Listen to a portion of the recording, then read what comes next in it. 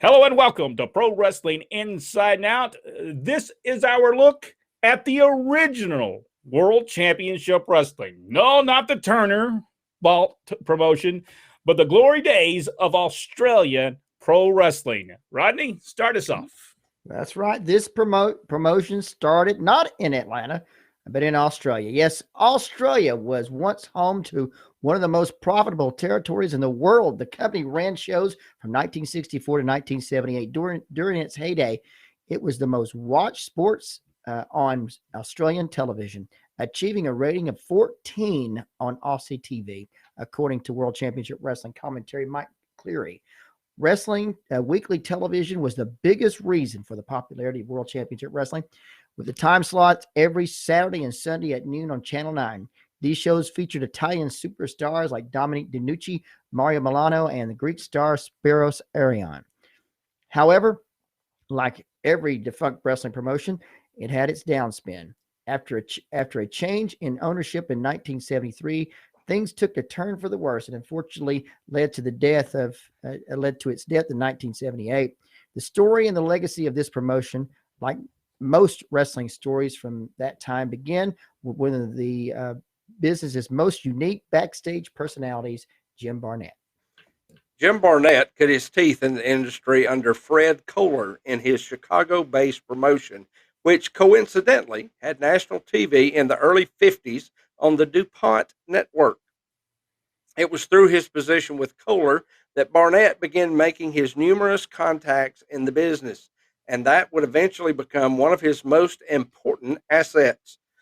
Soon he began promoting his own shows in places like Denver and Indianapolis, among others. Once in Indianapolis, Barnett had promoted a huge house show headlined by a battle royal in which Dick the Bruiser and Wilbur Snyder were booked to wrestle.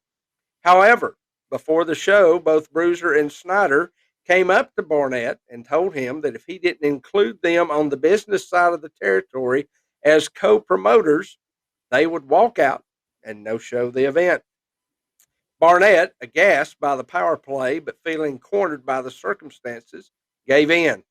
It was an event some believed influenced Barnett's booking in Australia by always regulating the Australians to the mid-card with the foreigners on top.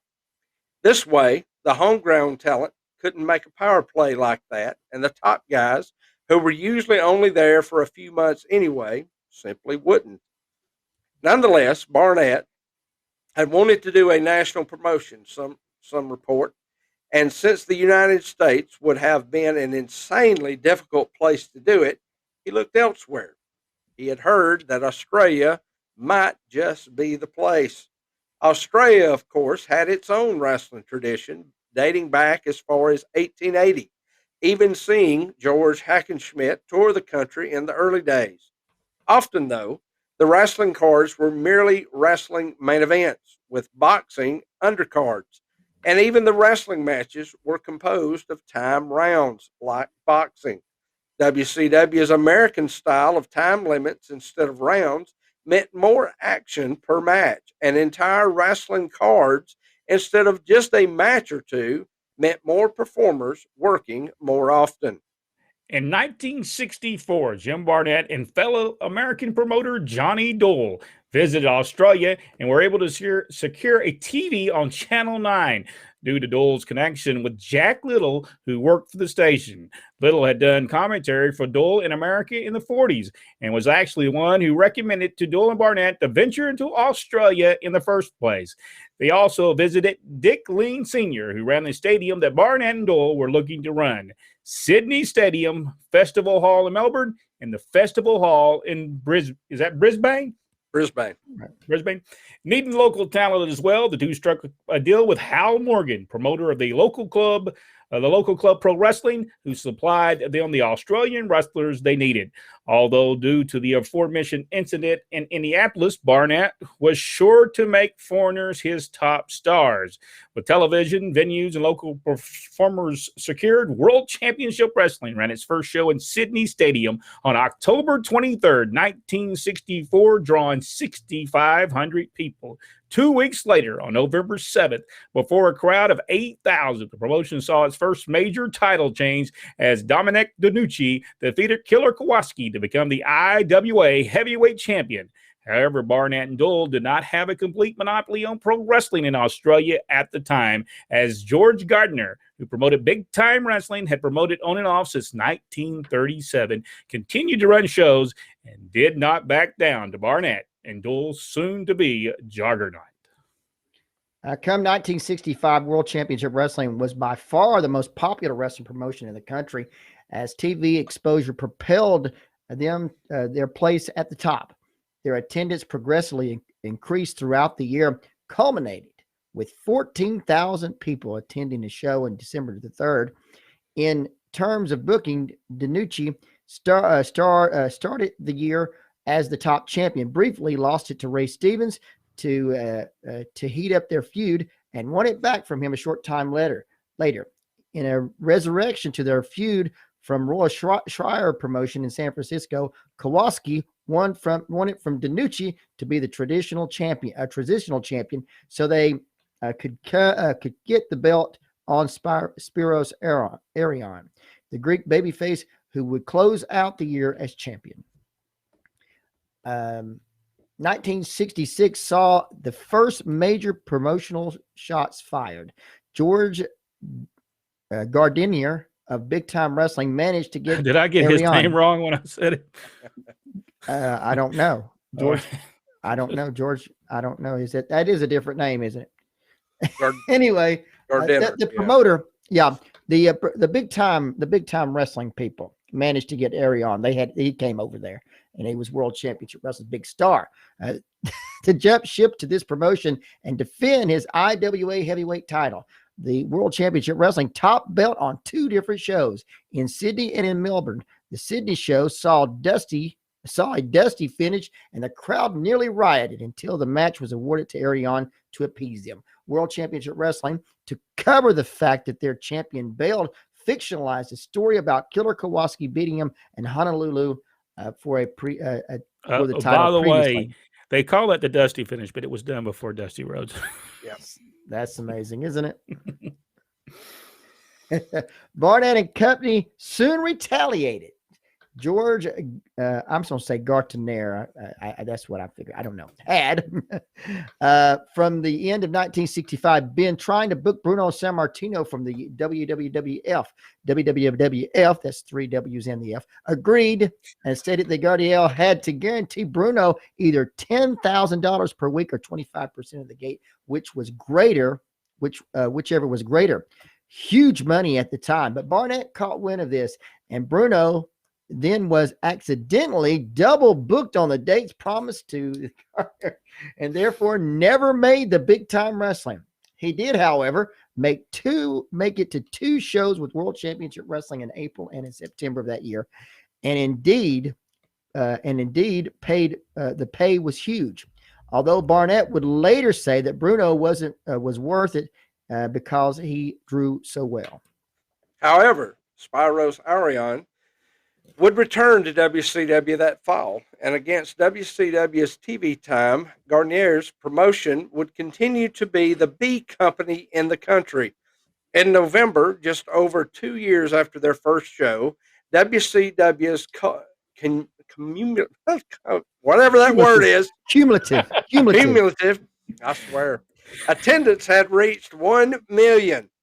During that same year, Paulette Garrett and yes, if Fred Dingler, y'all are killing me, were booked to be the first women wrestlers on an Australian card. But sadly, the police prevented this from happening. Eventually, WCW did book women in the ring, but they were never promoted for big angles, as Barnett was not a fan of women's wrestling. The female workers were paid much less than the men, weren't featured on TV nearly as much, and never had an opportunity to shine.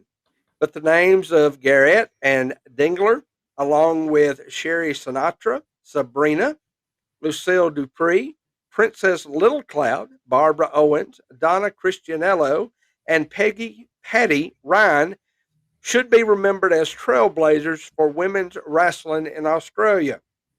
Financially, WCW had hit its stride and was at one point in the 60s what was the largest promotion in the world.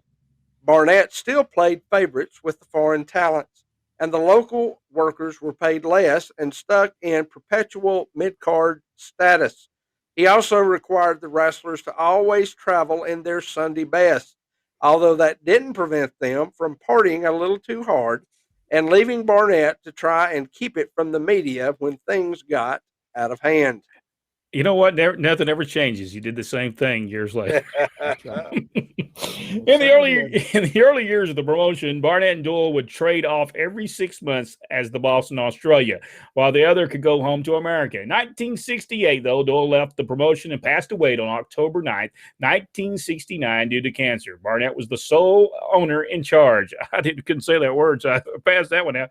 Without Doyle, Barnett sought to join the National Wrestling Alliance, and in 1969 became a member, and in 1970 officially recognized the NWA World Heavyweight Champion as the real world champion. For Golden, his IWA Heavyweight Championship. Also, at the end of 69, Barnett hired on at George Gardner. Is that how we figured we'd say that name? Okay. Let's go with that. Okay. Officially ended the only real competition WCW had in Australia at the time. A Jim Barnett move that he would do many times. Yes. Since WCW's business also ventured into Singapore, New Zealand, and Hong Kong, and since the promotion couldn't have a world champion because it was an NWA member, Barnett created the Australasia Heavyweight Championship in 1972, and it was the company's top title. Boy, I tell you what, I should read over this and figure out what that says. What does that say? It was still subservient to the NWA title. It wasn't claimed as the number one title. NWA champion, world champion was number one, and then the Australasian champion was number two. Okay, all right. That's all right. It was around this time, however, that some political changes were coming to Australia. The tax code changed, making it more expensive for Barnett to run WCW, and the new government required that all Australian companies be composed of at least 51% Australians. On top of that, Channel 9, in which WCW had been airing for years, decided that the current product was much too violent and decided to no longer broadcast the shows live so they could edit the footage if need be. Barnett hated this. Well, he eventually would have that same problem with TBS. We sure would. So Barnett began looking to sell off WCW to buy back an American circuit. Furthermore, by the end of 1972, business had begun to taper. However, in 1973, when he started looking to get out of Australia, Barnett began blowing off his big storylines, presumably to ensure that was around when his share of the percentage came in for the shows. Additionally, he concocted the most famous angle in World Championship Wrestling, the war. Yes, and this you can see. There's bits and pieces of this on YouTube, and it's really, really good. Beginning in April and lasting until fall, the war saw groups formed around Mark Lewin, the babyface leader, and Big Bad John, the heel leader. The feud was marked by its violence, blood, and brawling, highlighted by either 6-man or 8-man cage matches. While the roster of the respective teams changed, many babyfaces known as the People's Army, in addition to Lewin, were Spiros Arion, Sheik, Ayub, I'm guessing with that, King Curtis, Mario Bolano, and Carl Cox. While the heels were Waldo Von Erich, Bulldog Brower, Hero and Hito, Abdullah the Butcher, Tiger Singh, Blackjack Slade, and others. The angle was a financial success, although business dipped towards the end because of how long and intense it was. Yeah, it did last a long time. Also during the year, the NWA World Champion Jack Briscoe had 4 different title defenses during the visit. Barnett had used up every major angle in the territory and squeezed much of it out of this year, squeezed as much as he could out of it in the year. All in all, Barnett had booked 1973 as the most fiscally successful year in the history of World Championship Wrestling. And then he sold his shares in December and was gone by the new year. Thus was the beginning of the end for World Championship Wrestling. Let's see.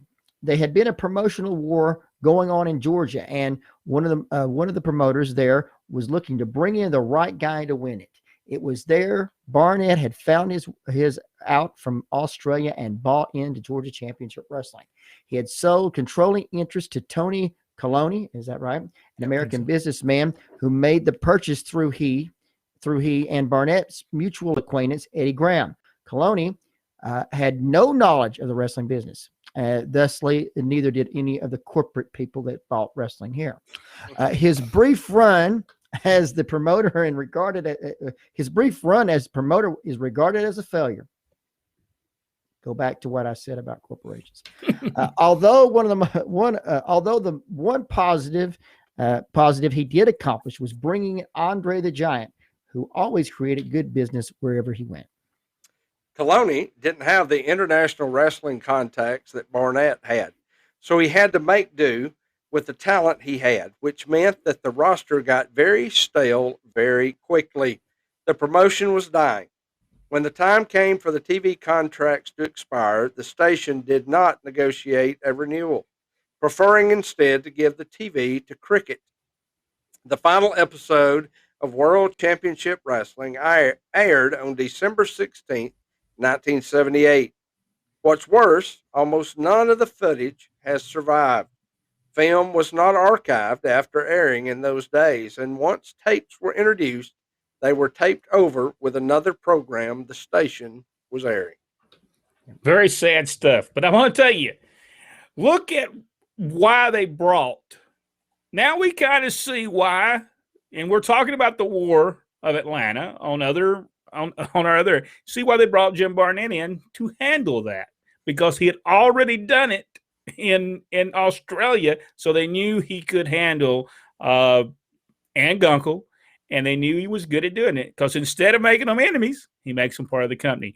By the way, Jim Barnett would teach our father to do the same thing to promoters in Georgia, and did it many times in Georgia, and he made them become a part of Georgia Championship Wrestling, and he did that many times. And so Jim Barnett, very smart man, not only there, but in Gadsden, Alabama as well.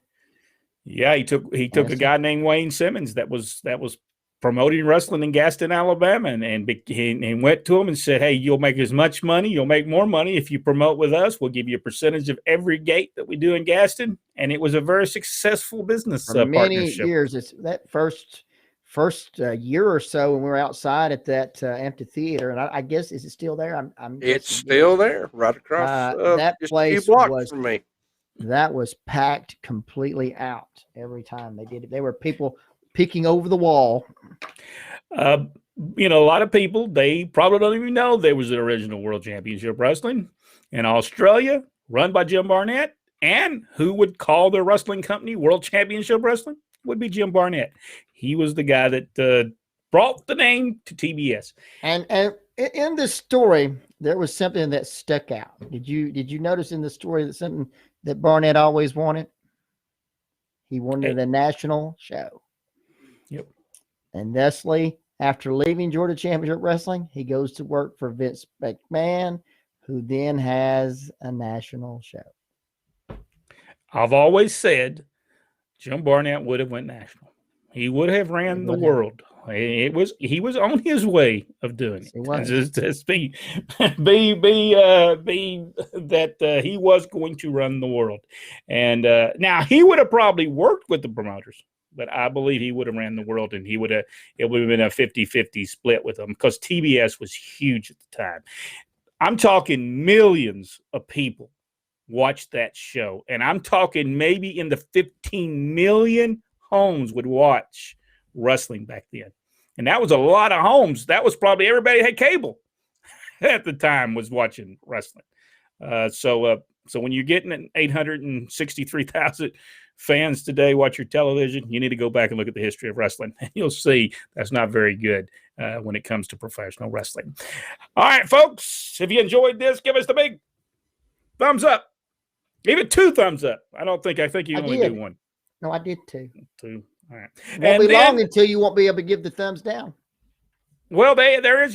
We do get a couple of those too. We always get a couple of thumbs down, and sometimes I think YouTube's it's just our. I got a digit for those folks.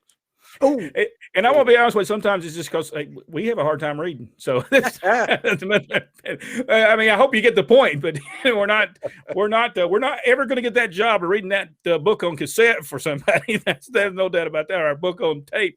I don't think they make cassettes no more. I'm really way back there in the Stone Age. All right, where was I at? I said give us the big thumbs up. Subscribe to the page if you haven't already. Do one step further, hit the notification bell. That'll let you know every time we upload a video. And thank you so much. And we appreciate it. And we hope you share the page. And we'll see you on the next video right here on Pro Wrestling Inside Now.